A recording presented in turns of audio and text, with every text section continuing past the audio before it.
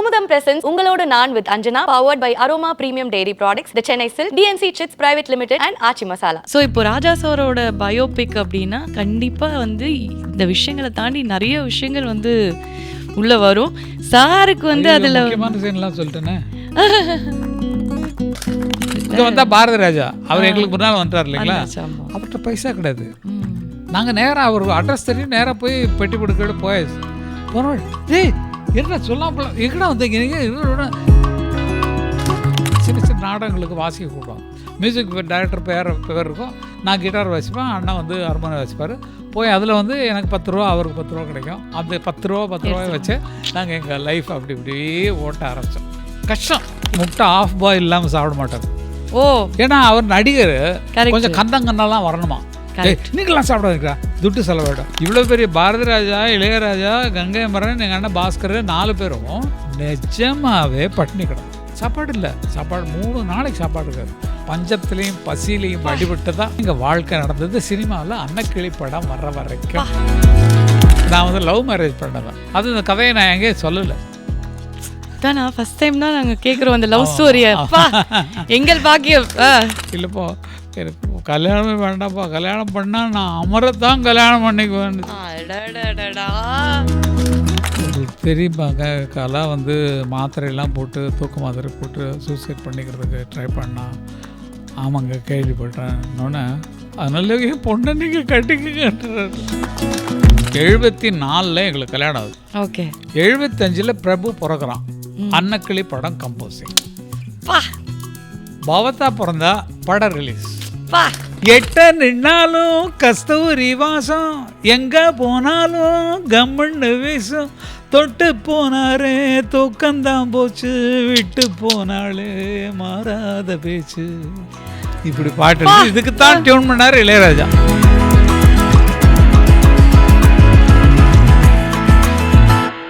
Kumudam presents உங்களோட நான் with Anjana. So first of all வந்து எங்கள் எல்லாருக்கும் ஏன் கங்கை அமரன் சார் அவ்வளோ பிடிக்கும் அப்படின்னா, அதாவது சினிமா துறையில் என்னென்ன விஷயங்கள் இருக்கோ எல்லாத்துலேயும் அவர் பார்ட்டாக இருந்திருக்கார். எல்லாத்துலேயும் அவருக்குன்னு ஒரு ஸ்பெஷாலிட்டி கொடுத்துட்டார் அப்படிங்கிறது தான். பட் ஆரம்பித்தது பண்ணைப்புறத்தில், அங்கேருந்து மெட்ராஸ் இல்லையா? அந்த பயணம் எப்படி சார் ஆரம்பித்தது? அது வந்து இட்ஸ் அ லாங் ஜேர்னி இல்லையா? அதை வந்து ஃபஸ்ட்டாக எப்படி ஆரம்பிச்சதுன்னு சொல்லுங்கள். அதாவது இளையராஜா பயோபிக் எடுக்கிறாங்க, அதுக்கு முன்னால் உங்கள் பயோபிக் சொல்லுங்கள் சொல்லிட்டு கேட்குறீங்க நீங்கள்.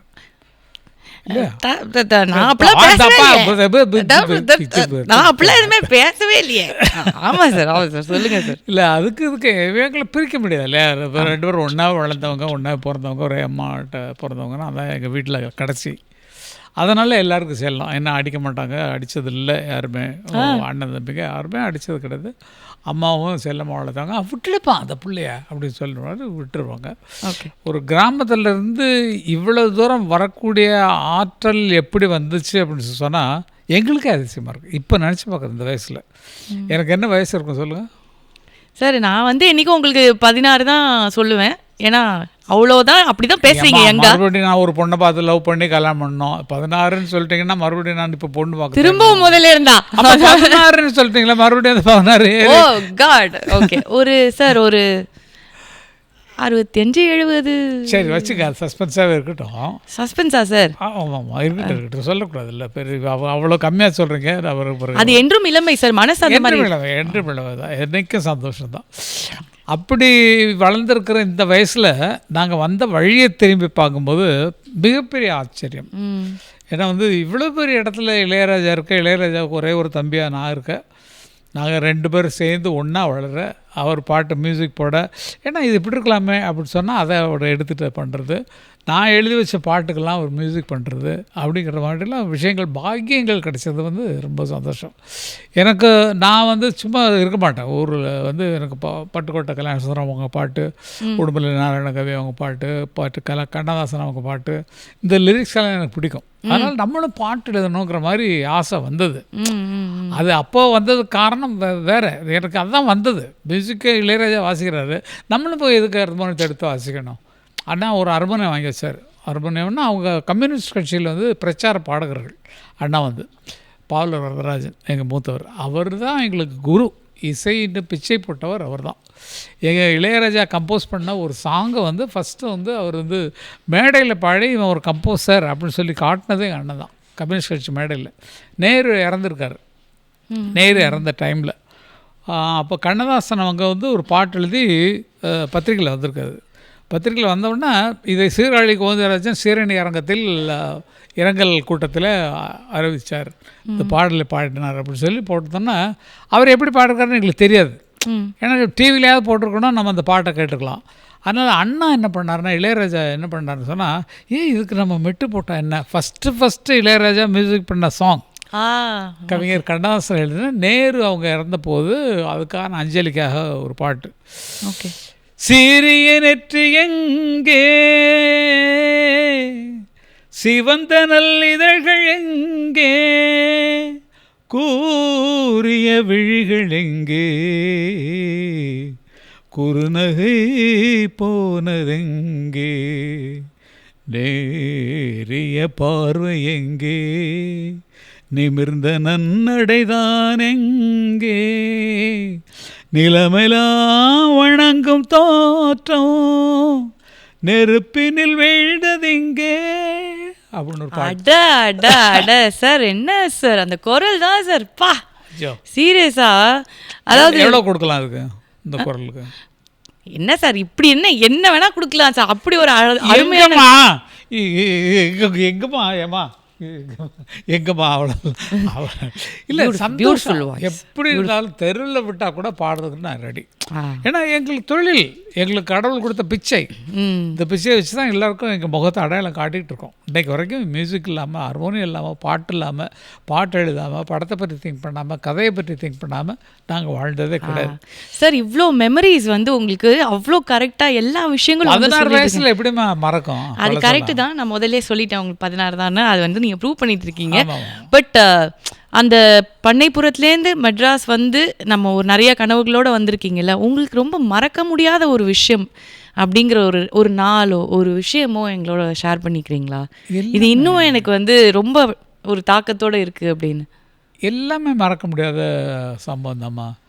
ஏன்னா எங்களுக்கு முன்னால் பாரதி ராஜா எங்கள் ஊரில் வந்து மலேரியா இன்ஸ்பெக்டராக வந்து ஒர்க் பண்ணார்.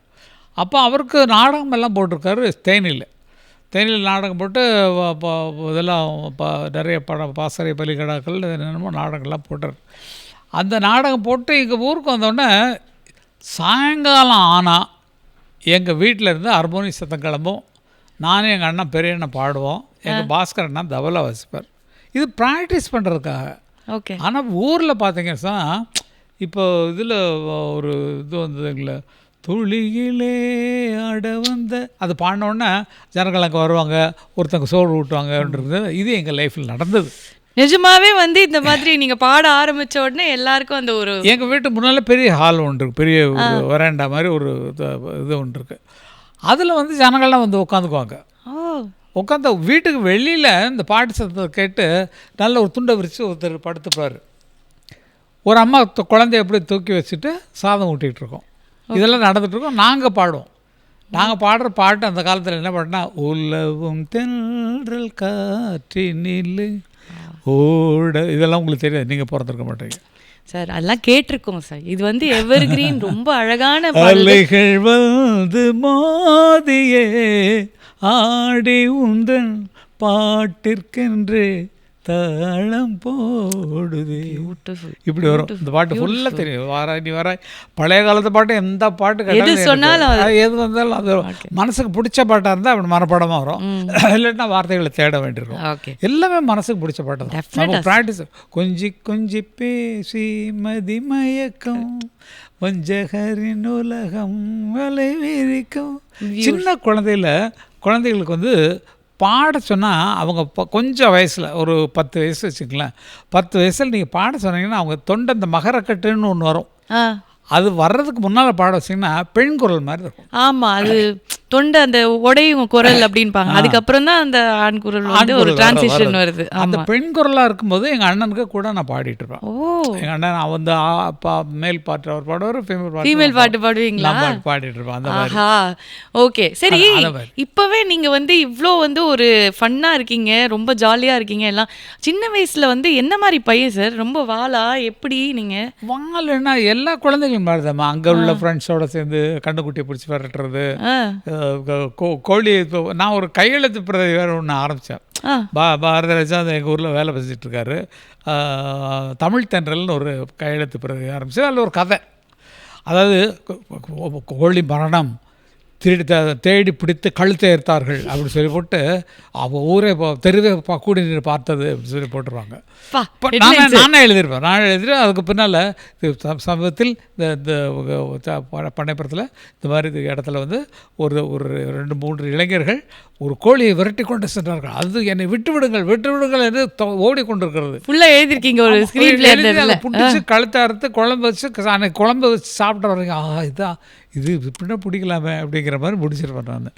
அந்த மாதிரி எழுத்துலேருந்தே அப்படி ஜாலியாக பேசி பழகி திங்க் பண்ணுறதுலாம் காமெடியாகவே திங்க் பண்ணுறதுனால அது இது வரைக்கும் காமெடியாகவே போச்சு. காமெடியனாகவே சார், எல்லாரையும் சிரிக்க வைக்கிறது தானே சார் இருக்கிறதுலே வந்து பெரிய வந்து அழகான ஒரு விஷயம், கஷ்டமான விஷயமும் கூட. நீங்கள் அதை இவ்வளோ வருஷமாக பண்ணிட்டு இருக்கீங்க. முதல் படம் படத்துக்கு வந்துட்டேன் இல்ல, நம்ம வந்து அப்படி வந்துட்டோம் எல்லாம் இதெல்லாம் கிராஸ் பண்ணி. முதல் படத்தோட ஞாபகம் இன்னும் கண்டிப்பா வந்து அப்படியே ஃப்ரெஷ்ஷா உங்க மெமரியில இருக்கும் இல்லையா? அது எவ்வளவு அழகா இருக்கும் அது ஃபர்ஸ்ட் படம் அப்படிங்கும் போது. இதுல ஒரு பெரிய லக்கு சொல்லணும்னா என்னுடைய பெருமைகளை பற்றி தான் சொல்லணும். ஏன்னா வந்து நான் வந்து லவ் மேரேஜ் பண்ணவன். எங்க இளையராஜாவுக்கு கிடைக்கல யாரும். அது டவுட்டே இல்லை சார், லவ் மேரேஜாக தான் இருக்கும்னு நீங்கள் இப்போ பேசும்போது. இல்லை, இப்போ பரவாயில்ல, இப்போ எல்லாரும் லவ் பண்ணி தராங்க. 1-2-3 பேர் அங்கே ஒரு ப்ராக்கெட்டை இது முடிச்சுட்டு நான் அங்கே அந்த ஹோட்டலுக்கு வரேன், நீ அந்த ஹோட்டலுக்கு 10 மணிக்கு வந்துரு, அப்போ நைட்டு வந்து பப்புக்கு வந்துரு, அங்கே வந்துரு பார்த்துருன்னு 3 செட்டப்பில் போயிட்டுருக்காங்க. அந்த மாதிரிலாம் அந்த காலத்தில் கிடையாது. பொண்ணை பார்க்குறதே கஷ்டங்க. அப்போவே நீங்கள் லவ் பண்ணியிருக்கீங்க, எவ்வளோ பெரிய ஆளாக இருந்திருப்பீங்க பாருங்க. ஆமாம் ஆமாம். எங்கள் அண்ணா எல்லாருக்கும் தெரியும் அவன் அங்கே போய் சுற்றிட்டுறான் அப்படிங்கிற மாதிரிலாம் இருக்கும். ஃபோனில் ஒரு 2 மணிக்கு பேசுவேன். ஏன்னா 2 மணிக்கு என் காதலியுடைய அப்பா அம்மாலாம் படுத்து சாப்பிட்டதும் படுத்துருவாங்கள்ல. அவங்க வீட்டில் நான் ஃபோன் பண்ணி இப்போ அது சத்தம் இல்லாமல் கரெக்டாக ஃபோனுக்கு வெயிட் பண்ணி பக்கத்தில் கரெக்டாக 75532 நம்பர் கூட ஞாபகம் வச்சிருக்கீங்க சார்? 75532 நம்பர். ஆஹா, சரின்ட்டு ஃபோன் ஒரு ரிங் எடுத்தோன்னே எடுத்துட்டு ஹலோ என்ன எங்கே இருக்கீங்க? இல்லை, நான் வெளியிருந்து பேசிகிட்டு இருக்கேன் அப்படின்ற மாதிரி சொல்லிட்டு இது மாதிரி பேசிகிட்ருக்கோம். பேசிகிட்டு இருந்து இது மாதிரி பழகுனா என்ன ஆச்சுன்னா அந்த கதை மாதிரி தானே இது. அது பண்ண ரொம்ப டீப்பாக போச்சு. நாங்கள் 2 பேரும் ரொம்ப டீப்பாக இருந்துட்டோம். அவங்க இப்போ குரூப்பில் எப்படின்னா சந்திரகாந்தான்னு ஒரு ஆர்டிஸ்ட் நீங்கள் கேள்விப்பட்டிருப்பீங்க. சரவண பொய்கையில் நீராடி இந்த பாட்டுக்கு ஆக்ட் பண்ணவங்க. அவங்களோட அக்கா பொண்ணு தான், பெரிய அக்கா பொண்ணு தான் நான் லவ் பண்ண பொண்ணு. அப்போ என்னென்னா நாங்கள் வந்து அவங்க மியூசிக் பார்ட்டிலேயே வந்து 40 ரூபாய்க்கு நாங்கள் இளையராஜா, என் அண்ணன் பாஸ்கர், நான், இன்னொரு வயலினிஸ்ட்டு 4 பேர் சேர்ந்து மியூசிக் போட்டுட்ருப்போம். மியூசிக் போட்டுக்கிட்டு அதில் தான் எங்கள் லவ் வளர்ந்தது. காதல் அப்படியே இசையோடு வளர்ந்தது. காதலும் வளர்ந்து அப்படி வளர்ந்துட்டு இருந்தபோது என்ன இப்போ அண்ணனுக்கெல்லாம் தெரிஞ்சு போச்சு. ஆனால் வந்து கல்யாணத்துக்கு ஒத்துக்க மாட்டாங்க. அவங்களாம் அண்ணன்லாம் ஒன்றும் அட்வைஸ் பண்ணல எனக்கு. ஆனால் எல்லாம் சொல்கிறாங்க, ஏய் நீ பெரிய இடத்துல போய் கை வைக்கிற, இப்போ ஆட்கள்லாம் பெரிய அடைய ஆட்கள் போட்ட பின்னாங்கன்னா அவ்வளோதான் எதிர்ப்பு வேணது. நமக்கு தெரியாது, நம்ம ஃபோனில் பேசிகிட்டு இருக்கோம். அப்புறம் இப்போ கல்யாணம் வரைக்குமே எப்படி எனக்கு கல்யாணம் நடக்குமான்னு தெரியல, நீங்கள் இருக்கிற லெவலில் வேறு, நாங்கள் அந்த 40 ரூபா சம்பளத்தில் தான் உட்காந்துருக்கோம் வாரத்துக்கு. அதை வச்சு தான் வாழ்க்கையே நடக்குமா? இந்த 40 ரூபாயை வச்சு இந்த வாரம் ஃபுல்லாக ஓட்டுறோம் நாங்கள். அப்போ 4 பேர் சாப்பிட்றது, அது பாரதி ராஜா முட்டை ஆஃப் பாயில் இல்லாமல் சாப்பிட மாட்டார். ஏன்னா அவர் நடிகர், கொஞ்சம் கந்தங்கன்னெல்லாம் வரணுமா. நீங்களாம் சாப்பிடாதீங்களா, துட்டு செலவாயிடும், நான் வந்து சாப்பிட்டா தான் எனக்கு கண்ணை On screen face ல. நல்லா இருக்கும். ஆனால் பார்த்துட்டு நாங்கள் வெறுப்பாகவே சாப்பிட்டுட்டு இருப்போம். என்னடா கொஞ்சம் காசு நிறையா கிடச்சா 4 பேர் 4 ஆஃப் பாயில் கொண்டாயா, இன்னைக்கு பணம் நிறையா கிடச்சி 2 கட்சியாக நடந்திருக்கோம், அதனால பணம் இருக்குன்னு சாப்பிடும். அப்படியெல்லாம் வளர்ந்தது அந்த காதல் அந்த நாடகத்தின் மூலமாக வளர்ந்தது. ஓகே. வளர்ந்ததுக்கு அப்புறம் என்னாச்சுன்னா, அந்த பொண்ணு வந்து பொண்ணு பார்க்க வர்றதுக்கு அந்த பொண்ணுக்கு அன்றைக்கி வீட்டில் வந்து பொண்ணு பார்க்குறதுக்கு திருநெல்வேலியிலேருந்து ஆட்கள் வராங்க. எங்கிட்ட சொல்லிட்டா பொண்ணு பார்க்குறவங்க, ஐயோ பார்த்துக்கம்மா, பயமாக இருக்கு எனக்கு, நான் நீ முடிச்சுட்டு எனக்கு ஃபோன் பண்ணு அப்படின்ற மாதிரி சொல்லி விட்டுட்டான். சொல்லிவிட்டா அங்கே என்ன கடத்த நடக்குதுன்னு சொன்னால், அந்த பொண்ணு வந்து இப்போ அலங்காரம் பண்ணிக்கல, குளிக்கலை, பழைய ட்ரெஸ்ஸே போட்டுட்டு தலையெல்லாம் விரித்து போட்டு, தலையெல்லாம் இப்படி விரியலை, ஓகே, எனக்கு லாஸ்டாரு பரவாயில்ல, கண்ணா பின்னாண்டு இருக்கும் பார்த்தீங்களா அந்த மாதிரி. அந்த காலத்துல, அதாவது எனக்கு அந்த காலத்துல எல்லாம் பெண்கள் ஜடை போட்டு பூ வச்சு பின்னி அப்படி போட்டு அழகா போட்டு வச்சிருப்பாங்க. இங்க பூவெல்லாம் வச்சிருப்பாங்க. அந்த காலத்து தலைக்கு எங்க சார் அவ்வளவு முடியலாம் இங்க இருக்கு. அந்த காலத்துல இந்த முடிக்கே வைக்கலாம்.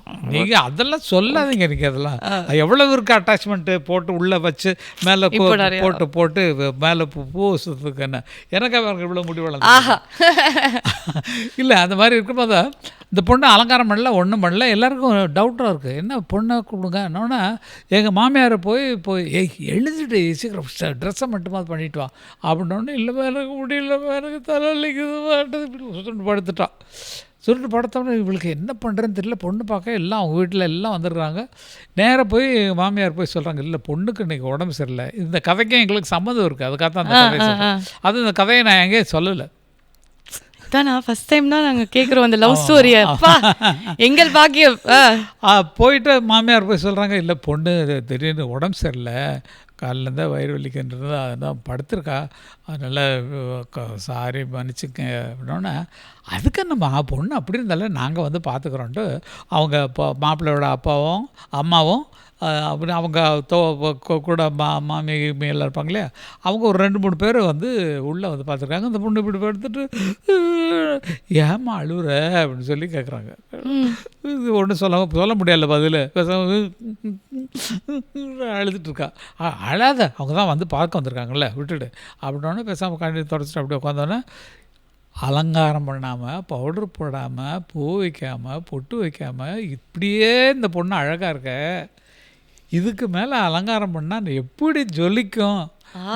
பரிபூர்ண சம்மதம் எங்களுக்கு. போட்ட மொத்த பிளானும் போச்சா? ஆமாம், பரிபூர்ண சம்மதம் எங்களுக்கு. இப்போ கல்யாணத்துக்கு நாங்கள் சம்மதிக்கிறோம். உடம்பு சரியானவொன்னே ஒரு தடவை சொல்லுங்கள், நாங்கள் வந்து பார்த்துட்டு போகிறோம்.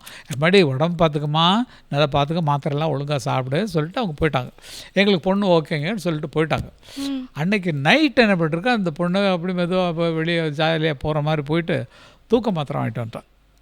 ஐயோ, தூக்க மாத்திரை போய் பக்கத்தில் மெடிக்கல் ஷாப்பில் வாங்கிட்டு வந்துட்டு நைட்டு போட்டா 6 தூக்க மாத்திரை.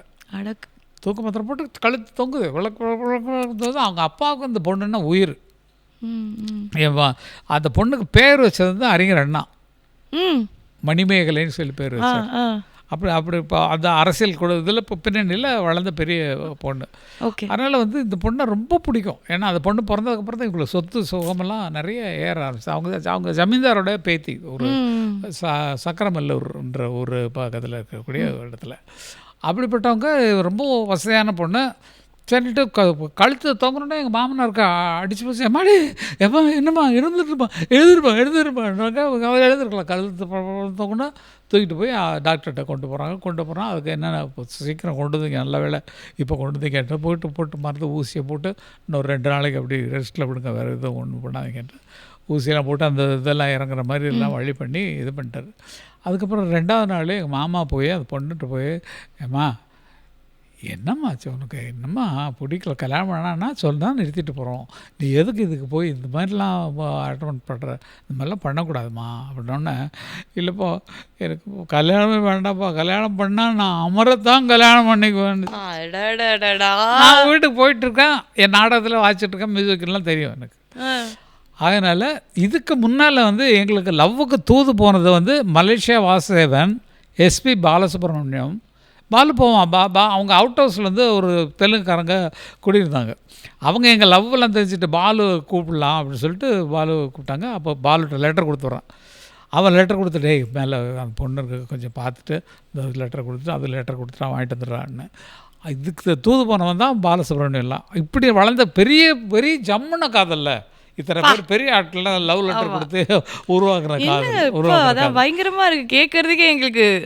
எங்கள் மாமா கேட்குறாரு, நான் அமரை தான் கல்யாணம் பண்ணிக்குவேன்னு. ஏம்மா வேணாம்மா, நீ வந்து எப்படி வசதியாக வளர்ந்த பொண்ணு, அவங்களாம் ஹார்மோனியம் வாட்ச்சு இந்த நாடகத்துக்கு வாட்ச்சு பண்ணுறவங்க, ஒரு சம்பளமும் கம்மி. நானும் கேள்விப்பட்டேன் அவங்க எவ்வளோ வாங்குறாங்கன்னு. அந்த வீட்டிலலாம் போய் இருக்க முடியாதுமா, அதனால் நீ வேண்டாம்மா விட்டுருப்பா, நல்லதாக பார்த்துக்கலாம் அப்படின்னோடனே. இல்லை முடியாதுப்பா, இல்லைட்டா மறுபடியும் நான் இப்படி தான் பண்ணுவேன் அப்படின்னு சொல்லிட்டு அழுதான்னா 2 நாளைக்கு வீட்டில் சைலண்ட்டு.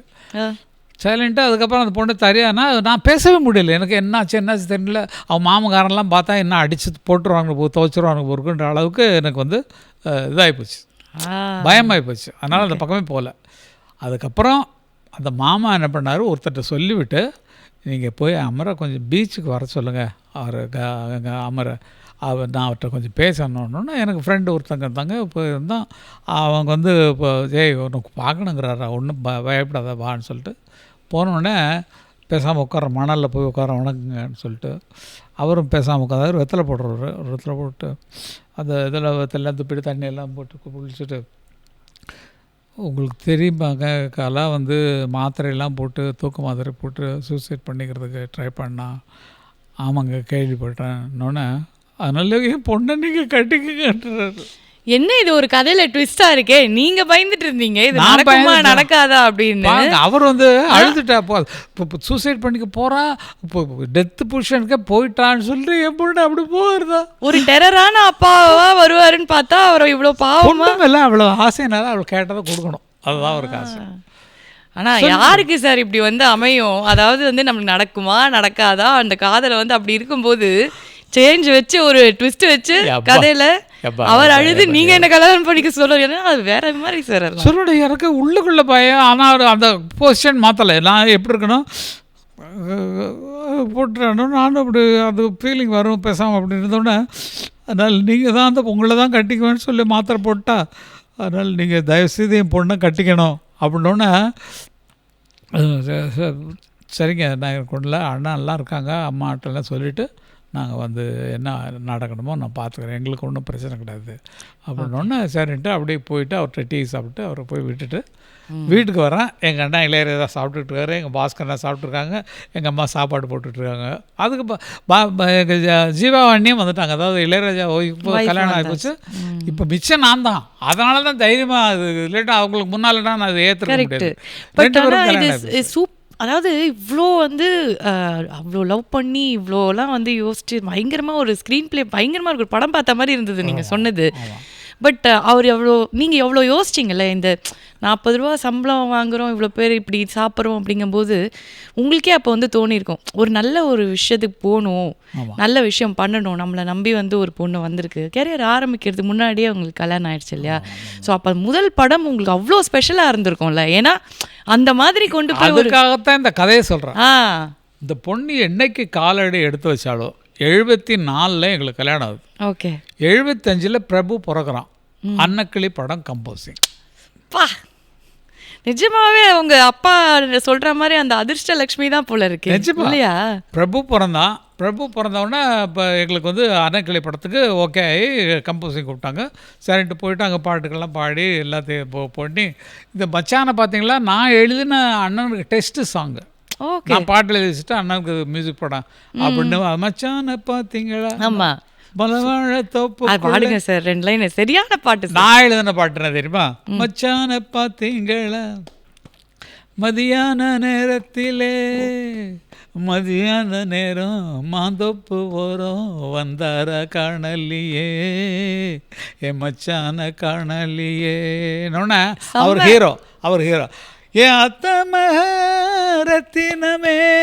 ஆசையுள்ள பூங்குயிலே என் ஆசையுள்ள பூங்குயிலே நான் பார்த்தாலும் தூங்கலியே உன்னை பார்க்காம போகலியே ஒரு 6 மாதம் நான் கொண்ட நேசம் பாராம போரலியே நாம் சேராம தீரலியே எட்ட நின்னாலும் கஸ்தூரி வாசம் எங்கே போனாலும் கம்முன்னு வீசும் தொட்டு போனாரே தூக்கந்தான் போச்சு விட்டு போனாலே மாறாத பேச்சு. இப்படி பாட்டு இதுக்கு தான் டியூன் பண்ணார் இளையராஜா. ஓகே. அப்போ அங்கே பாட்டு கேட்டபோது ஜாலியான பாட்டு ஒன்று வேணும்னா மச்சான பார்த்தீங்களா அவர் எழுதி அந்த நீங்கள் கேட்குற இப்போ உள்ள லிரிக்ஸு அதில் இருந்தது. அப்போது இதுக்கு முன்னாலேயே நாங்களே பாட்டு ஒரு 10 பாட்டு ரெடி பண்ணி வச்சுட்டோம். ஏதாவது சான்ஸ் வந்துச்சுன்னா நம்ம பாடலாமேன்னு. ஏன் எங்களுக்கு என்னென்னா சென்னைக்கு வந்ததுக்கப்புறம் தான் நான் மியூசிக் டைரக்டர் ஆகணும்னு அவருக்கு ஆசை. ஒரு இசைக்கலைஞனாக இருந்தோம், மியூசிக் டைரக்டர் ஆகணும்னு ஆசை. எனக்கு வந்து பாடலாசிரியர் சினிமா பார்க்குறோம், இசை MS விஸ்வநாதன், பாடல்கள் கண்ணதாசன் போட்டிருக்கு. இந்த மாதிரி இடத்துல நம்ம பேர் வரணும் அப்படிங்கிற எய்ம் தான் இருந்தது எங்களுக்கு. கரெக்ட். ஆமாம் சார். அதாவது மனசில் எங்களுக்கு வேற பக்கம் திசையை திருப்பல. நாங்கள் இந்த பக்கம் திருப்பல. செம்மையா சொன்னீங்க சார். அது ட்ரீம், கனவுங்கிறது தாண்டி எங்களுக்கு எய்ம் அதுதான். எய்ம் அதை தவிர வேறு ஒன்றுமே இல்லைம்மா. மியூசிக் பண்ண தெரியும், பாட்டு எழுத தெரியும், பாட்டு பாட தெரியும், என்ன பண்ணாலும் சார் கலை சம்மந்தமாக அப்படிங்கிற எண்ணத்தில் வந்ததுனால அன்னக்கிளி படம் எனக்கு கல்யாணம் ஆனதுக்கப்புறம் பிரபு பிறந்ததுக்கப்புறம் கிடச்சி அதுக்கு கம்போஸ் பண்ணோம், ஷூட்டிங்லாம் நடந்தது. பவத்தா பிறந்தா படம் ரிலீஸ். அதுக்கப்புறம் தான் உங்களுக்கு தெரியும் அப்பதான் ராஜகுமாரி தேட்டரில் படம் ஓடுது. பல தேட்டருக்கு போவோம். முதல்ல ஒரு வாரத்துக்கு கூட்டமே இல்லை. ஒரு 30 பேர் 40 என்னடா எடுத்துருக்காங்க டமாக்கு டோக்கா அடிச்சிடுச்சு ஐயோயோன்ட்டு வராங்க. எங்களுக்கு மனசெல்லாம் திக்குன்னு ஐயோ என்னதான் இப்படி பேசுகிறாங்களே அப்படின்னு. அதுக்கப்புறம் பிடிச்சது பாருங்கள், பாட்டுக்கு உரிய மவுஸில் பாட்டு தான் போட்டு விண்ணி தூக்கி எடுத்துருச்சு. கரெக்ட். அதுக்கப்புறம் எங்களுக்கு பாட்டு அண்ணன் நானும் தனியாக உட்காந்து பாட்டு அடுத்த படத்துக்கு பாட்டு இல்லைடா. பாலூட்டு வெள்ளத்துக்கு ஃபிக்ஸ் ஆகிடுச்சு. நிறைய இப்போ ஒரு 4-5 படம், திரிபுர சுந்தரி இந்த மாதிரி படங்கள்லாம் ஃபிக்ஸ் ஆகி போச்சு. ஃபிக்ஸ் ஆகி அதிலேருந்து அப்படியே வளர ஆரம்பித்தோம். உங்களுக்கு தெரியும், ஒவ்வொரு படமும் பாட்டுக்காக ஹிட்டாகவே ஓடின படங்கள் அவ்வளோ. இளையராஜான்னு போஸ்டரில் போடுற அளவுக்கு வந்தது அந்த டைம் தான். அதுக்கு மேலே MSV கூட அவ்வளவு இல்லை. இளையராஜா படத்தை முகத்தை போட்டு இளையராஜா இசையில் அப்படின்னு சொல்லி போடுற அளவுக்கு கடவுள் எங்களை வளர்த்து வச்சுருக்காருன்னா அது இந்த இறைவனுடைய ஆசையும். எங்கள் அம்மா எங்களுக்கு பஸ்ஸுக்கு போகிறதுக்கு காசை விற்கிறதுக்கு வீட்டில் இருந்த ரேடியோவை கொண்டு போய் விற்று 400 ரூபா கையில் கொடுத்தது தான் விஷயம். அந்த 400 ரூபாய் வச்சு தான் வந்தோம் சென்னைக்கு. கரெக்ட். இங்கே வந்தால் பாரதி ராஜா அவர் எங்களுக்கு முன்னால் வந்துட்டார் இல்லைங்களா. அவர்கிட்ட பைசா கிடையாது. நாங்கள் நேராக அவர் அட்ரஸ் தெரியும், நேராக போய் பெட்டி படுக்க போயாச்சு. போனோம், என்ன சொல்லாம எங்கடா வந்தீங்க நீங்கள் இல்லைப்பா வந்துட்டோம். அங்கே சின்ன ரூம், ஒரு 4 பேர் 5 பேர் படுத்துக்கிற மாதிரி ரூம். அது 62A உஸ்மான் ரோட். நம்பரு எல்லாம் கரெக்டா எப்படி ஞாபகம் வச்சிருக்கேன். எனக்குலாம் நேற்று இருந்தே இன்னைக்கு மறந்துட வேணாம், அந்த மாதிரி இருக்கு மெமரி பவர் எங்களுக்குலாம். பட் இவ்வளோ அழகான ஒரு சர்க்கிள் உங்களுக்கு. அது கேட்கும் போதே நிஜமா அதை நினைக்கும் போது ஒரு படம் மாதிரி ஒரு எவ்வளோ அழகாக கூட இருந்திருப்பாங்க அப்படின்ட்டு வந்து உங்களுக்கு தெரியாது. நாங்கள் வந்து 68லேயோ என்னமோ வந்தோம், 68ல் வந்தோம். வந்துட்டு அப்போ அவருக்கு வேலை கிடையாது பாரதி ராஜாவுக்கு. அவர் சும்மா உட்காந்துருக்காரு. கிருஷ்ண விலாஸ்ன்னு சொல்லிட்டு ஒரு ஹோட்டலு இதில் மாம்பலத்தில் உண்டு. அங்கே வந்து மத்தியானம் சாப்பாட்டுக்கு டிக்கெட் வாங்கி வச்சுருக்காரு. எங்களுக்கு என்ன, நாங்கள் சாப்பிட்ணும்ல. அவர் ஒரு நாளைக்கு ஒரு டிக்கெட்னு 30 டிக்கெட் வாங்கி வச்சுருக்காரு. கரெக்டாக 4 பேரும் போய் 4 டிக்கெட்டை கழிக்கிறோம். அது சீக்கிரம் தீர்ந்து போச்சு. அப்புறம் என்னடா பண்ணுறது இன்னொன்று நிஜமாகவே பட்டினி கிடந்தோம். பட்டினின்னா சாப்பிட்றது இல்லை, சாப்பிட்றதுக்கு 3 நாளைக்கு ஒரு தடவை ஏதாவது ஒரு சாப்பாடு கிடச்சிரும். இந்த மாதிரி சமாச்சாரம் போயிட்டுருக்கோம். நாங்கள் வந்து என்ன பண்ணோன்னா, அவர் போய் டிக்கெட்லாம் தீர்ந்து போச்சு. அப்புறமேலே என்ன பண்ணலாம் அப்படின்னு சொல்லி யோசிச்சுட்டு இருக்கும்போது சின்ன சின்ன நாடகங்களுக்கு வாசிக்க கூப்பிடுவாங்க. மியூசிக் டைரக்டர் பேர் இருக்கும். நான் கிட்டார் வாசிப்பேன், அண்ணா வந்து ஹார்மோனியம் வாசிப்பார். போய் அதில் வந்து எனக்கு 10 ரூபா, அவருக்கு 10 ரூபா கிடைக்கும். அந்த 10 ரூபாய் வச்சு நாங்கள் எங்கள் லைஃப் அப்படி இப்படியே ஓட்ட ஆரம்பித்தோம். கஷ்டம், எவ்வளோ கஷ்டம், ரொம்ப கஷ்டமா, ரொம்ப கஷ்டம். நான் படுக்கிற இடம் இல்லை. இவங்க வந்து ஆல்ரெடி அந்த ரூமில் ஆள் இருக்கிறனால எங்களை வந்து ரூமில் சேர்க்கலை. அப்போ இப்போ என்னப்பா நீ எக்ஸ்ட்ரா ஆள்லாம் போட்டுருக்கேன்னு சொல்லி அந்த வாட்ச்மேன் திட்டுவார். நாங்கள் போய் ஏதாவது எங்கள்கிட்ட வந்து பெட்ஷீட்டு வேஸ்டீஸ்லாம் மேலே விரித்து அந்த 62A உஸ்மான் ரோட்டில் மேலே மொட்டை மாடியில் போய் படுத்துட்டு கீழே வந்து லைஃப்பை நடத்திட்டுருக்கோம். அந்த மாதிரி தான். சாப்பாடு இல்லை, சாப்பாடு 3 நாளைக்கு சாப்பாடு இருக்காது. அந்த டைமெல்லாம் தெய்வமாக பார்த்து என்ன பண்ணிச்சு, மாடர்ன் ப்ரெட்டுன்னு ஒரு அறிமுகப்படுத்தினாங்க அரசாங்கத்தில். ஆமால, மாடர்ன் ப்ரெட் ஃபஸ்ட்டு அறிமுகப்படுத்தினாங்க. 90 காசு ஒரு ப்ரெட்டு. வயிறு ரொம்ப அதுதான் கேளுங்க. காலையில் பாரதிராஜா பயனியர் மெட்ராஸ்னு ஒரு கம்பெனி எல்ஐசி பக்கத்தில் இருக்கக்கூடிய ஆட்டோமொபைல் ஷாப்பில் சேல்ஸ்மேனாக ஒர்க் பண்ணிட்டுருக்காரு. இளையராஜா வந்து ஜி தனராஜ் மாஸ்டரில் அவர்கிட்ட போய் அவர் டியூஷன் கற்றுக்கணும், மியூசிக் கற்றுக்கணும்னா அவருக்கு வெறி. நான் அவங்க போய் மியூசிக் கற்றுக்குவேன்ட்டு நான் அதுக்கு பின்னால் தான் போய் சேர்ந்தேன். நான் வேலைக்காரன், நான் அவங்களுக்கு சமையல் பண்ணுறது, துணி துவச்சி போடுறது, அயன் பண்ணி வைக்கிறதுலாம் என்னோடய வேலை. அப்போ வந்து ஒருத்தங்க வந்து எங்களுக்கு வந்து ஒரு சின்ன ரூம் மட்டும், அவங்க ஒரு பெரிய வீடு வச்சுருந்தாங்க ராம் தியேட்டருக்கு ஏற்ற மாதிரி ஒரு இடத்துல. அதில் வந்து ஒரு ரூம் மட்டும் திறந்து விட்டு இதில் நீங்கள் இருந்துங்கன்னு சொல்லிட்டு எங்களை விட்டாங்க. ஐயோ அப்பா வாடகை இல்லாமல் ஒரு இடம் கிடச்சிதுன்னு சொல்லி போனோம். அப்போ தான் மாடர்ன் ப்ரெட் அறிமுகமாகுது. பாரதிராஜா வரும்போது 2 ரூபா கொண்டு வருவார். ஓகே, 2 ரூபா கொண்டு தர்றேன். அந்த 1 ரூபாயை வாங்கிட்டு போய் நான் ஒரு மாடர்ன் ப்ரெட்டு 90 காசுங்களா, 10 காசை 10 பைசாவுக்கு வந்து சக்கரை, நாட்டு சக்கரை வாங்கிக்கிறது. கரெக்டாக 4 பேருக்கு பங்கு வைப்போம். கடைசியில் 1 மிஞ்சினாலும் அது 4 பங்கு போகும், 4 கட் பண்ணிடுறது. இப்படி தான் போயிட்டுருக்கோம். இப்படி 4 பேரும் இப்போ பட்னி அப்படி இப்படி போவோம். அப்போ வந்து எங்கள் ஊரில் இருந்து படிக்கிற பசங்க வந்து ஒய்எம்சிஏல வந்து அந்த காலேஜில் படிச்சுட்டு இருந்தாங்க. படிச்சுட்டு இருந்தால் அவங்க என்ன ஒரு நாளைக்கு பார்க்க வந்தாங்க, நாடகத்துக்கு வாங்கப்பா அப்படின்னு சொல்லி கூப்பிட்றோம். நாடகத்துக்கு வந்தாங்க. எப்போ நம்ம பிள்ளைங்க அப்படியே வாசிக்க, எப்போ வாங்கப்பா காலேஜுக்கு வாங்கப்பா, வெள்ளிக்கிழமை கெஸ்ட்டு அலவுடு, நீங்கள் வாங்க, 2 பேருக்கு அலவுட் இருக்கு, சாப்பிட்லாம் அப்படின்னோடனே 4 பேர் இருக்கோம், எப்படி 2 பேரை கூப்பிடுவாங்க. அதனால் நாங்கள் என்ன பண்ணோம்னா, இளையராஜாவும் பாரதிராஜாவும் சொல்கிறாங்க, நாங்கள் இன்றைக்கி போய் நாங்கள் போய் இப்போ சாப்பிட்டு வரோம், நீங்கள் நாளைக்கு போய் சாப்பிட்டுங்க, நான் எப்படி இருக்கேன் என்ன இருக்குன்றலாம் பார்த்து வந்து சொல்கிறோம்னா, நானும் எங்கள் பாஸ்கர்லாம் ரூமில் பேசாமல் படுத்து கிடக்கோம், என்ன பண்ணுறதுன்னு சரியாமல். ஸோ பாட்டு அப்படி பாடிட்டு இருக்கிறது, அதுலேயும் பெரிய தகராறுலாம் வந்தது. அது கூட வேண்டாம். இப்போ அவங்க சாப்பிட போகிறேன்னு சொல்லிட்டு மறுநாள் போகிறாங்க. போங்க போய் நல்லா சாப்பிட்டு வந்து போயிட்டோங்க. நாளைக்கு தான் அங்கே நாளைக்கு இல்லைடா, நாங்கள் அப்படி வேலைக்கு போகிற வழியில் அப்படி சாப்பிட்டு போடல அப்படின்ட்டு ராம் தியேட்டருக்கு எண்டில் லாஸ்ட்டில் இருப்போம். கங்கா நகர் தான் அது பேர். அங்கேருந்து நடந்து இவங்க போய் அப்படி குறுக்கு வழியில் போய் அப்படி போய் இப்படி போய் மத்தியானம் அங்கே போய் சாப்பிட போயிருக்காங்க. சாப்பிட்டாங்க.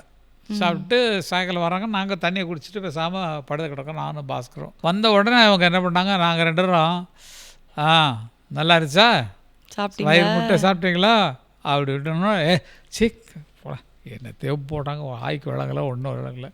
பேசாமல் அப்படி போயிட்டு ஏதோ சாப்பிட்டு வந்தோம். நம்ம ருசியெல்லாம் வருமா, அம்மா கையில் சாப்பிட்டதெல்லாம் ஏதோ சாப்பிட்டோம். நாளை தான் போகிறீங்களா, போய் சாப்பிட்டு பாருங்கன்ட்டாங்க. மறுநாள் காலையிலேருந்து குஷி, எனக்கும் எங்கள் அண்ணன் பாஸ்கருக்கும் இன்றைக்கி சாப்பிட போகிறோம் அப்படிங்கிற மாதிரி ஒரு குஷி.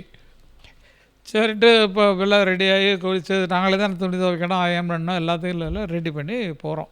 சரி நம்ம அப்படியே நடந்து போய்டுவோம்டா. அவங்க என்ன 12 மணி 1 மணிக்கு அவங்க லஞ்ச் டைம்லையா, அதனால் நம்ம அங்கே ராம் தேட்டர்லேருந்து வடபழனி கோயிலுக்கு பின்னால் அந்த இடத்துலேருந்து நடந்தே போய் நந்தனா ஒய்எம்சிஏ காலேஜுக்கு போயிட்டு அங்கே போயிட்டு வெயிட் பண்ணுறோம். அவங்க வருவாங்கன்னு பார்த்துட்டு அந்த கேண்டீன் பக்கத்துலேயே போயிட்டோம். போய் ரொம்ப ஆசையாக அன்றைக்கி நல்லா சாப்பிட்ற வேண்டியதுன்னா அப்படின்ற மாதிரி சொல்லிவிட்டு வந்துட்டுருக்கோம். அப்போது நாங்கள் வந்து அந்த கேன்டீனுக்கு முன்னாள் நிற்கும்போது கேன்டீனுக்கு உள்ளேருந்து எங்களை கூப்பிட்ட பையனும் அவங்க ஊர்லேருந்து வந்து அவங்க அப்பாவும் சித்தப்பாவும் வர்றாங்க. எது கேன்டீன்லேருந்து சாப்பிட்டு வெளியே வராங்க. அப்போ 2 பேர் கட்ட, அவங்க 2 பேரும் சாப்பிட்டாங்க. எங்களுக்குரிய சாப்பாடு கட்டு. என்னப்பா வரதராஜன் தம்பிகள்லாம் இங்கே நிற்கிறீங்க என்னோட இது சும்மா பார்க்க வந்தாங்க. அப்படியா பரவாயில்லப்பா, நல்லா இப்போ பார்த்துங்கப்பா, நாங்கள் ஒரு கேஸ் விஷயமாக வந்தோம் திடீர்னு இந்த ஹைகோர்ட்டில், பார்த்துக்க சரி நல்லா இருக்கப்பா, நான் போய் அண்ணாட்ட சொல்கிறேன், உங்கள் அண்ணாட்ட போய் அப்படிங்கிற மாதிரி சொல்லிட்டு போயிட்டோம். நாங்கள் பேசாமல் அப்படியே நிற்கிறோம். சாப்பிட்டு வந்தவங்களாம் பார்த்துட்டு நல்லா தின்ட்டு வந்துடுறாங்க வரலாம் அப்படிங்கிற மாதிரி பார்த்துட்டு நாங்கள் வேடிக்கையாக பேசிகிட்டு வந்துட்டு சரின்ட்டு வந்துட்டோம். அவன் 2 ரூபா கையில் கொடுத்தான், கடலை மிட்டாய் வாங்கி தின்ட்டு அப்படி இப்படி எங்கள் அண்ணன் சிகரெட் அடிப்பார், சிகரெட்டெல்லாம் வாங்கிட்டு நேராக வீட்டுக்கு வந்தாச்சு. வீட்டுக்கு வந்து படுத்துட்டோம், பசி இல்லையா, வந்து படுத்தாச்சு. படுத்தோடனே சாயங்காலம் இவங்க 2 வர்றாங்க. எப்படி இருந்தது சோறு, நல்லா சாப்பிட்டீங்களா, வெண்டைக்காய் வறுவல் ஸ்டாப் இல்லை அப்படி சொல்லி அவங்க எது முந்தல் நாள் நல்லா இல்லைன்னு சொன்னாங்களோ அதனுடைய உண்மையான டேஸ்ட்டை மறுநாள் சொல்கிறாங்க. சாப்பிடாதப்போ ஆமாம், சாம்பார் சாம்பாருக்கு அப்புறம் வந்து மோர் குழம்பு போட்டாங்க. எப்படி இருந்தது? மோர் குழம்பு சாப்பிட்டியா? வெறுப்பா. ரசம் நாங்கள் வாங்கி குடித்தோம்டா. நீங்கள் ரசம் குடிச்சியா? பிரமாமா தான். நாங்கள் லாஸ்ட்டில் வந்து இல்லை அவங்க வீட்டில் கெஸ்ட்டு வந்துட்டாங்க சாப்பிட. ஏய் சும்மா நாளைக்கும் போகிறதுக்காக இந்த காரணத்தை சொல்கிறீங்களா அப்படிங்கிற மாதிரி திட்ட ஆரம்பிச்சாங்க. அதுக்கப்புறம் விளக்கே இந்த மாதிரி பஞ்சத்துலேயும் பசியிலையும் அடிபட்டு தான் சினிமாவில் இது கடையில் நாங்கள் வந்து ஒரு சான்ஸ் கேட்குறதுக்கு ஒரு கம்பெனி போவோம், எங்கே நாங்கள் பாட்டெல்லாம் கேளுங்க சொல்லிவிட்டு இந்த வேலை பட்னிலே நடந்துட்டுருக்கோம். இல்லை. ஆமாம். இவ்வளோ பெரிய பாரதி ராஜா, இளையராஜா, கங்கை அமரன், எங்கள் அண்ணன் பாஸ்கர் 4 பேரும் ஆயுத பூஜை நடக்குது வாகினி ஸ்டுடியோவில். பிரசாதம் ஒர்க்கர்ஸ்க்கெல்லாம் பையில் கொடுப்பாங்க இல்லைங்களா, பொரி கடலை அதெல்லாம். அந்த க்யூவில் போய் நின்ட்டோம். டேய் இன்னைக்கு இது சாப்பிட்லான்னு. கரெக்டாக பாரதி தான் முன்னால் நிற்கிறாரு. ஏன்னா அவருக்கு அவங்க எதிர்த்த பெட்ரோல் பங்க்கில் பெட்ரோல் போடுற வேலையில் இருந்தார். அதனால் அவர் அப்படியே என்ன அப்படி இருக்காங்க அப்படின்னு கேட்டு போகிறாரு. கரெக்டாக நான் அங்கே போய் நிற்கிறதுக்கும் அந்த டோர் இழுத்து க்ளோஸ் பண்ணுறது சரியா சார் எங்கே போனாலும் இது மாதிரி நடந்தா எப்படிங்கிற மாதிரி. ஆனால் எவ்வளோ கஷ்டங்கள்ல சார், எவ்வளோ வந்து நீங்கள் அதுக்கு இதெல்லாம் சொல்லிட்டு போச்சா நீ முன்னால் நிற்காத அவன் நிற்கவேன்னு சொன்னார். நீ ஒரு தண்டா நீ ஒரு ராசி இல்லாத வேடான்னு சொல்லிட்டு பாரதி ராஜா திட்டாங்க. எங்கண்ணா பாஸ்கர் 2 பேரும். நான் என்னடா பண்ணுறது பாரு இன்னைக்கு இதை நம்பி விட்டுட்டோம் அப்படி இப்படிங்கிற மாதிரி விட்டுட்டு இப்படி தான் எங்கள் வாழ்க்கை நடந்தது. சினிமாவில் அன்னக்கிளி படம் வர்ற வரைக்கும், எனக்கு கல்யாணம் ஆகிற வரைக்குமே. எனக்கு கல்யாணம் ஆனோன்னா நான் வந்து மியூசிக் டைரக்டர்ஸ்கிட்ட ஒருத்தர் ஏஎம் ராஜா இன்னைக்கு பிறந்த நாள் அவருக்கு. ஏஎம் ராஜாஜிக்கோட மியூசிக் பார்ட்டியில் நான் தான் ரிதம் கிட்டார் பிளேயர். ஓகே. மயக்கும் மாலை பொழுதே நீ போ போ இனிக்கும் இன்ப இரவே நீ வாவா இன்னலை. நான் பின்னால் உட்காந்து கிட்டார் வச்சிட்ருப்பேன். அவங்க காரில் வந்து ஏஎம் ராஜா கார் ஓட்ட, முன்னால் ஜிகேமா உட்கார, பின்னால் வந்து எனக்கு எலக்ட்ரிக்காக இருக்கிறனால ஒரு ஆம்ப்ளிஃபையர் ஒரு ஸ்பீக்கர் இருக்கும். அதனால் அவங்க வீட்டிலேருந்து வந்து என்னை வீட்டில் பிக்கப் பண்ணிட்டு போவாங்க.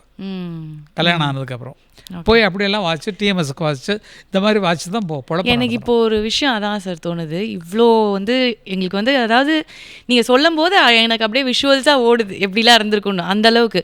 ஸோ இப்போ ராஜா சாரோட பயோபிக் அப்படின்னா கண்டிப்பாக வந்து இந்த விஷயங்களை தாண்டி நிறைய விஷயங்கள் வந்து உள்ளே வரும். சாருக்கு வந்து அதில் முக்கியமான சீன்லாம் சொல்லிட்டேனே, நல்ல வேலை ஞாபகப்படுத்தினீங்க. இனிமேல் வரான் இல்லை சார், உங்களோட அந்த ஒரு கேரக்டர் கண்டிப்பாக அதில் வந்து காமெடி இருக்குல்ல. காமெடி கேரக்டரா இருக்குன்றீங்களா? நான் தானே ஜாலிமானு. உங்களை போட்டு கிண்டல் பண்ணுறது கேலி பண்ணுறது எல்லாமே நான் தான். ஓகே.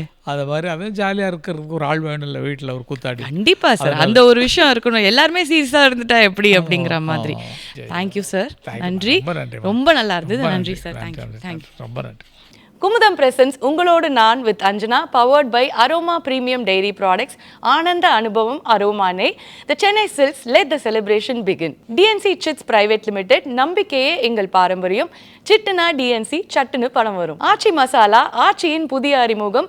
ஆச்சி ஹோட்டல் சாம்பார் 50 கிராம் 20 ரூபாய் மட்டுமே.